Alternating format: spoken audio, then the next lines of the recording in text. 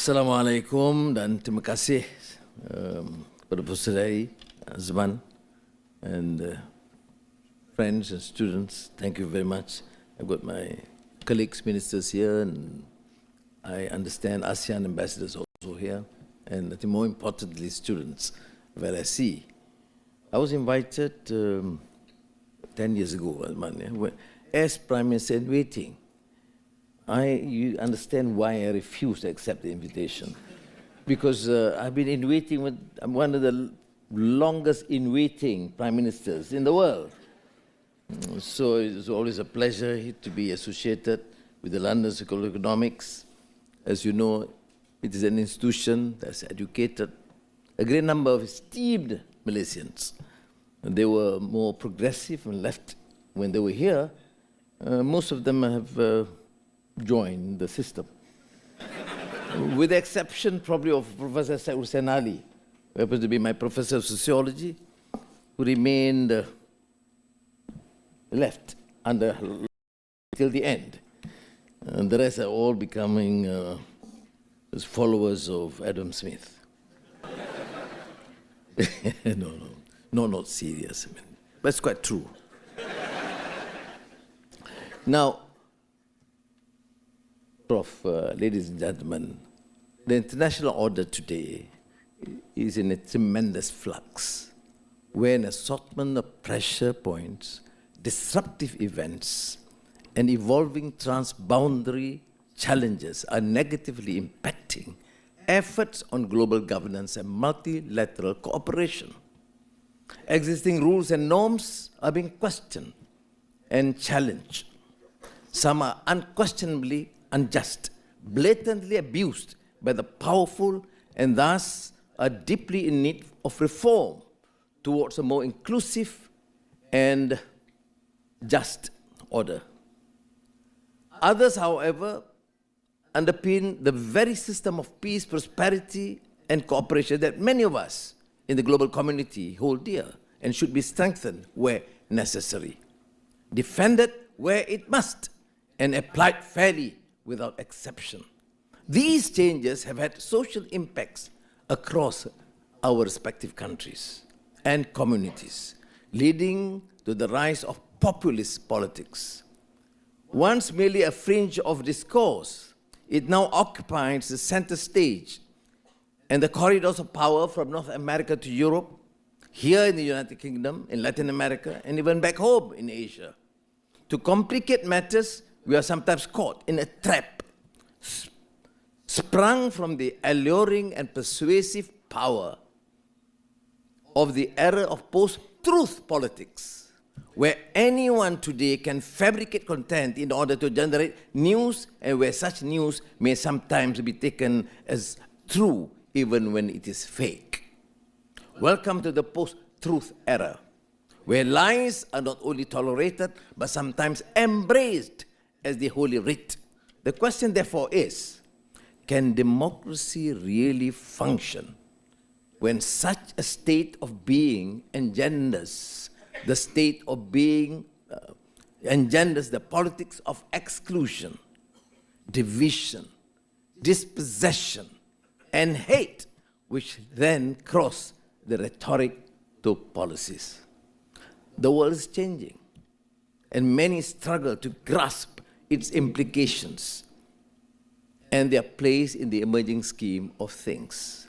Instead of reassuring electorates and better preparing them for the future, we sometimes elected to weaponize fear and uncertainty, sow the seeds of suspicion and animosity, and to victimize the other, to refer to the often-quoted view of Edward Said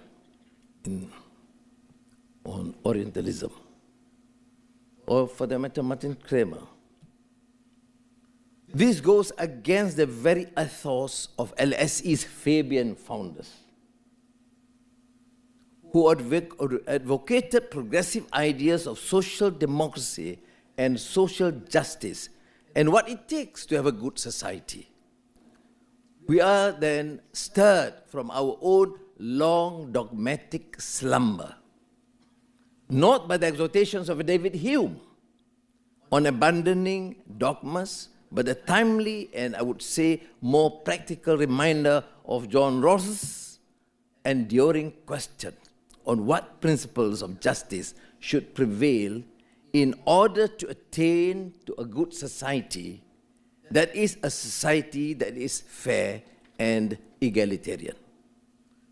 From the point of governance, I would venture to say that the attainment of such a society must stem from the expanding of the national wealth, public funds, towards the growth of human capital, chiefly through education, housing, and healthcare.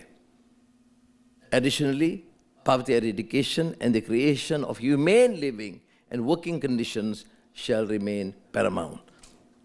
I want to refer to the assessment evaluation by the alumni. He's just going to present to me, but with my intelligence outfit, I've had a copy and perused through, and thank you, you were extremely critical of the system, expenditure not adequate for the primary education, and the need to retrain and upskill our teachers. Thank you for the remarks. Don't charge the Ministry of Education for that.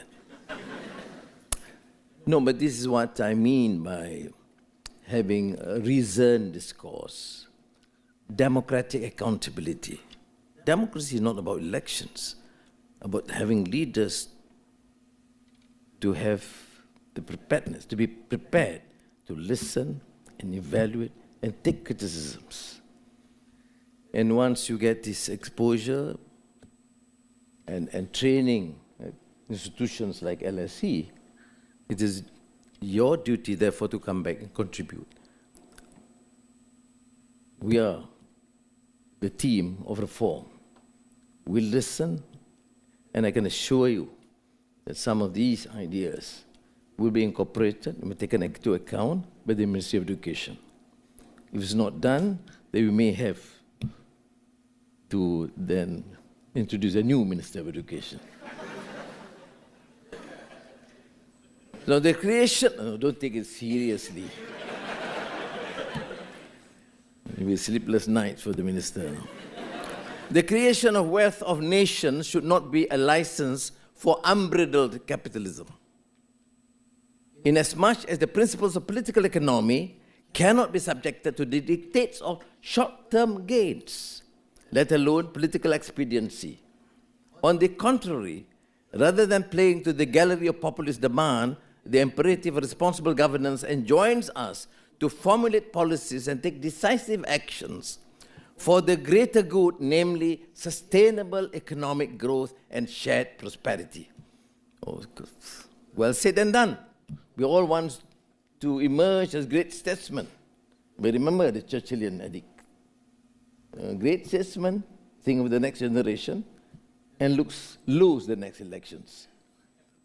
A politician, of course, talks in terms of populist policies that would ensure that they win the next elections.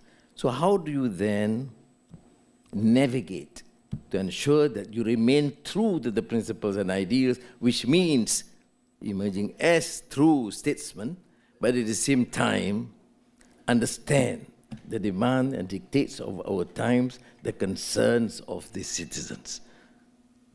So I don't want to claim to be a good statesman. I think there must be some. This is where LSE should share some of the notes with me, how to then navigate this. Now, the reality is that we are also in an era of profound uncertainty, one that is shaped by the will of great powers. The United States-China competition has redefined economies, technologies, and alliances across the globe. But it is most keenly felt in the Asia-Pacific, including ASEAN, the world's largest and fastest developing region. This rivalry not only intersects with the aspirations of our region, but also challenges the peace and stability that underpins this drive for growth and prosperity. Economic interdependence, once seen as a cornerstone of global peace and prosperity, now appears fragile. It is only becoming a source of tension, but could also turn into an Achilles' heel for many economies that have flourished under globalization. Trade wars, tariffs, sanctions have become regular instruments.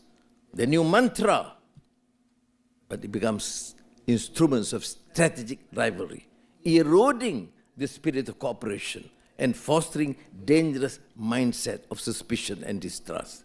Nations are no longer just competitors in the marketplace. They are adversaries in a global contest for influence and dominance. For smaller states like Malaysia and our neighbors in Southeast Asia, the implications are inescapable. The shifting dynamics of international relations, the erosion of multilateral cooperation, and the growing sense of distrust are dangerously becoming the new normal. The challenge for us in Malaysia, for example, is not merely to endure, but to thrive. We find ourselves compelled to navigate these disruptions with clarity of purpose. The likelihood of a multipolar world means that centers of global influence will not just be China and the United States or Japan or the European Union. Instead, count on the emerging players like South Korea, India, the GCC countries, Turkey, Brazil, South Africa, and don't ignore the potential of ASEAN, which you represent. Consider the immense aspirations and cumulative heft of Southeast Asia. ASEAN, a region of over 690 million people, making it the third largest population in the world with a nominal GDP of $3.8 trillion, the fifth largest economy in the world and the third largest in Asia.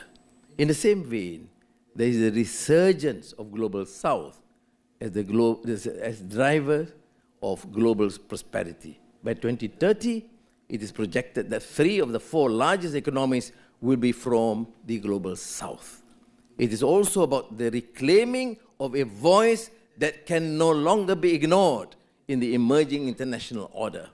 The empowerment of Global South narratives and the desire for greater participation in the international system and on policies that decide on governance of the global commons on more equitable terms should not be dismissed or diminished. Now, students, ladies and gentlemen, you see my priority is right. Students, ladies and gentlemen. Just as the extensive literacy campaigns in the first half of the 20th century transformed the Arab Gulf nations, the legal, economic, cultural, and communal transformations that they have been spearheading these 2 decades is set to breathe a new life into the societies and economies of the GCC. Malaysia and ASEAN, welcome. And roots for the continued prosperity of our brethren in the Middle East, Africa, Latin America.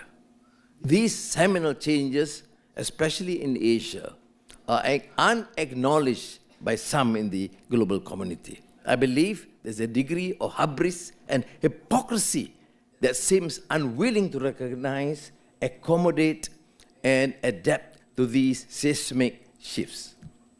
Another source of resentment is the double standards when defining human rights, rules, and norms. When college and university students the world over stood united in protest against Israel's violent occupation and colonial project of Palestine, some governments responded with harsh reprisals. And these are not dictatorship or autocracies, but supposedly the shining examples of freedom and democracy. Take note that LSE is an exception. While I welcome the news of the upcoming ceasefire in Gaza and commend the efforts of Egypt, Qatar, and the United States in compelling all parties all involved, the international community must ensure that it is upheld, paving the way for talks on subsequent phases that will lead to sustainable calm, the provision of aid, and the reconstruction of Gaza. Indeed, this is the most immediate priority.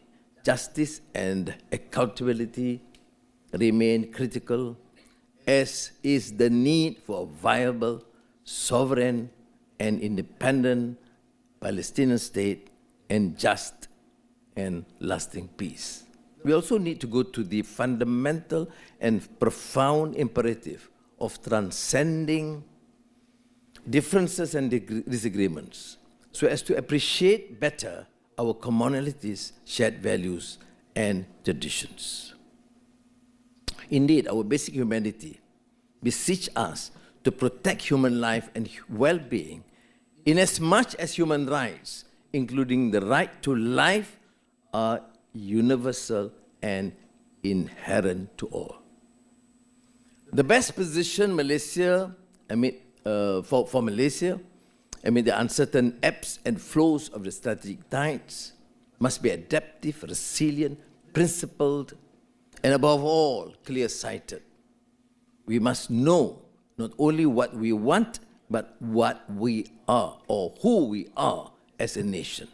This is imperative as we occupy a critical position in global supply chains as well as maritime trade routes. Now, firstly, Malaysia will remain dedicated to fostering shared growth, bolstering regional cooperation, particularly ASEAN, and maintaining our openness to trade, development, and commerce. And as Chair of ASEAN in this year, Malaysia will seek to rejuvenate key mechanisms like the ASEAN Plus Three and the East Asia Summit. Both have been celebrated for their convening power but remain underutilized. The East Asia Summit is the only regional forum dedicated to strategic and security issues in our region that is led by leaders and where rival powers meet in a neutral setting. Instead of getting bogged down by the disputes of major powers, we would rather work with the like-minded member states and dialogue partners to seek ways on how such mechanisms can deliver on its aspirations. Secondly, Malaysia will continue its open and pragmatic approach in engaging both the United States and China, whose relations are anchored in mutual respect and shared interests. In spite of all the talk that Malaysia is pivoting towards China, the fact is that the United States continue to reign supreme, cumulatively as the largest source of foreign direct investment. In Malaysia, especially in the tech sector, China, on the other hand, has been our largest trading partner since 2009, marking 16 years of thriving trade relations. It is as clear as day. It's clear as day, and there is no zero-sum game here. Maintaining robust ties with both the United States and China is not merely a matter of economic pragmatism, but a strategic imperative to safeguard our national interests in an increasing volatile world.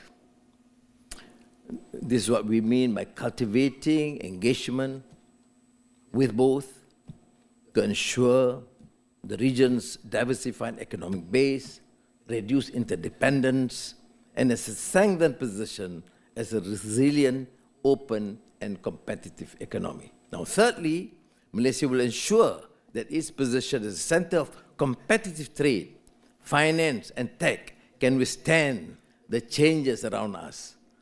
Acemoglu and Robinson's Nobel Prize winning work on institutions and governance reminds us that poor countries are poor because those who have power make choices that create poverty.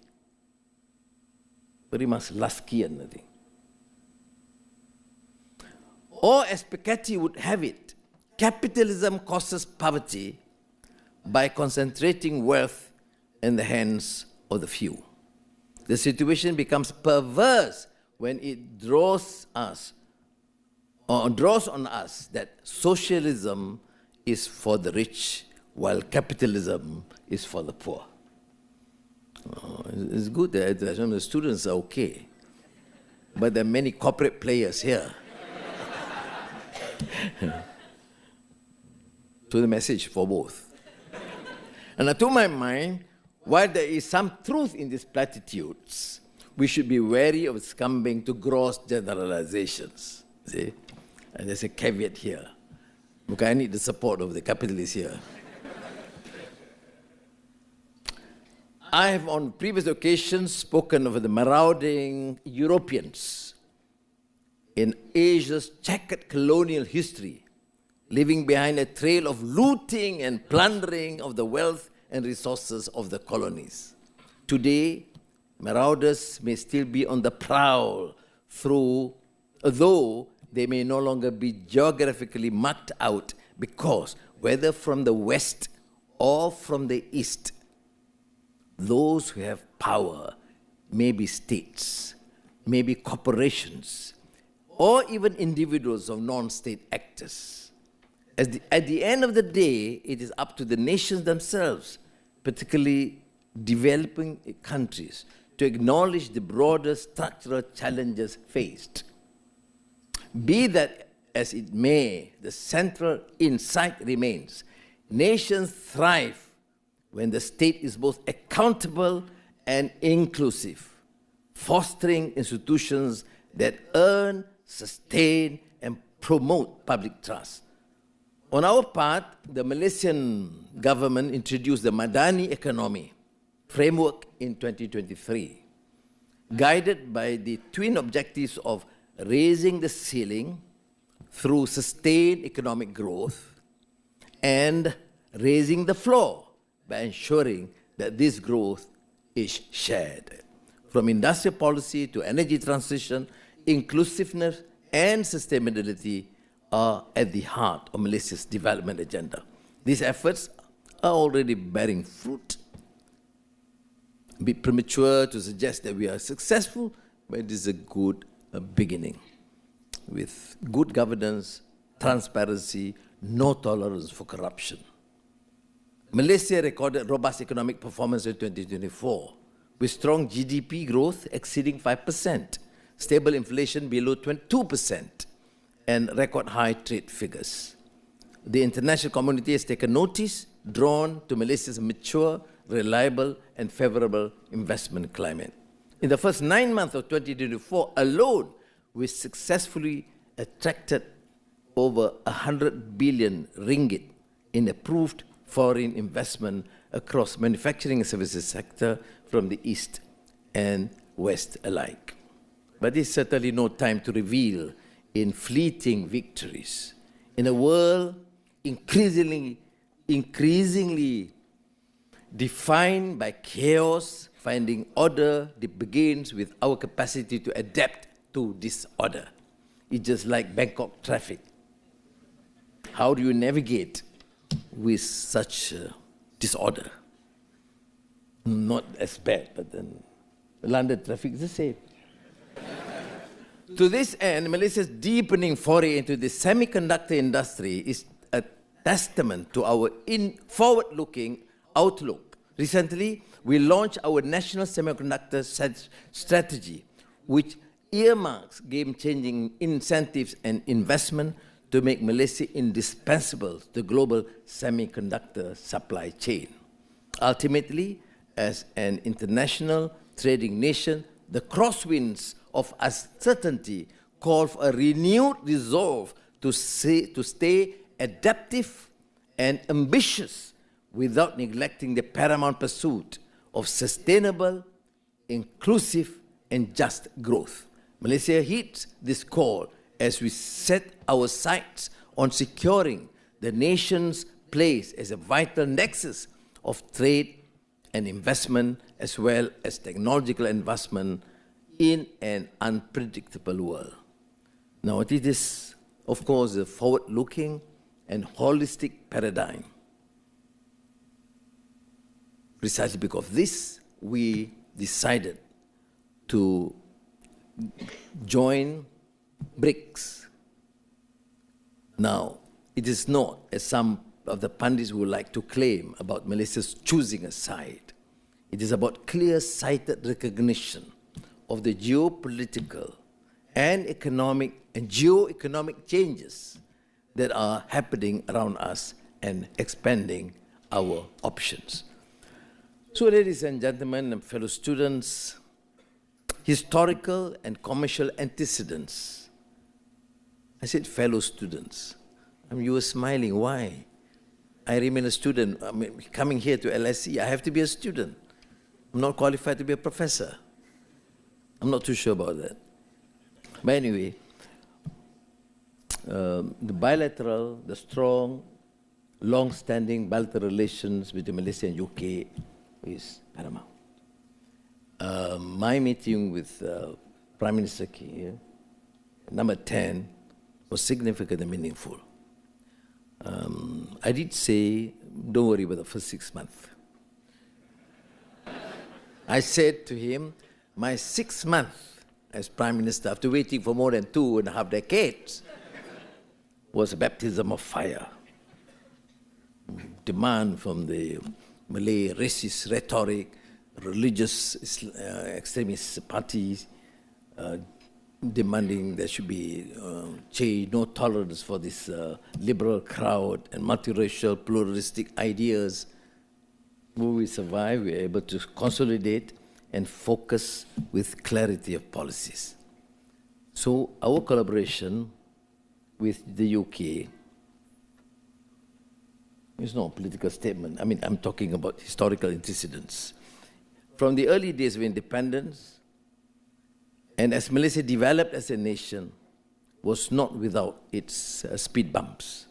However, there is no road not taken, because as Malaysia continues to chart a clear and confident course, the road that stretches out ahead for the two countries promises to be far less winding and less bumpy. I hope that we continue to build the foundation, allowing neither external forces nor the inevitable differences of views to pull us away from the larger goal drawn from our bedrock of commonalities, a peaceful, stable, and prosperous global order built on the edifice of multilateral cooperation and equity. Terima kasih.